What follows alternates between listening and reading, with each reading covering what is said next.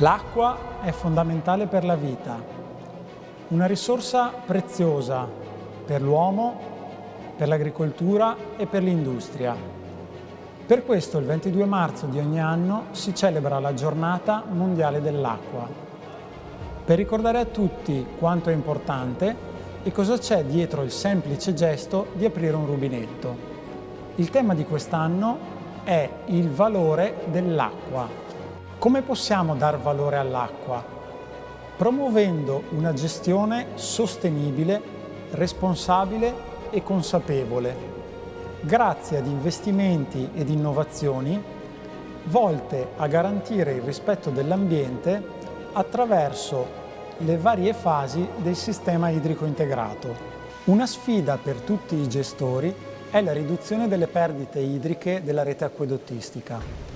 Oltre ai programmi di sostituzione delle reti più deteriorate, per il futuro è necessario puntare su una migliore capacità di gestione delle reti, puntando ad avere reti intelligenti, digitalizzate ed interconnesse.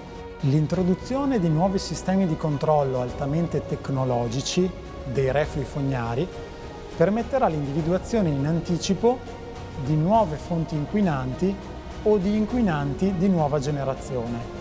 Lo sviluppo della depurazione consentirà di migliorare continuamente la capacità di trattenere gli elementi inquinanti, che, se rilasciati in natura, avrebbero effetti dannosi anche per la flora e la fauna dei fiumi. Questa è l'ultima fase del ciclo idrico integrato ed è per antonomasia l'esempio di come i gestori proteggano attivamente l'ambiente. Capiamo così come i gestori idrici siano soggetti centrali nell'ecosistema sociale, ambientale ed economico in cui operano. Solo attraverso la riduzione degli sprechi e un consumo consapevole da parte di tutti possiamo dare realmente valore all'acqua, garantendo così alle generazioni future il diritto di accesso a una risorsa idrica efficiente e di qualità.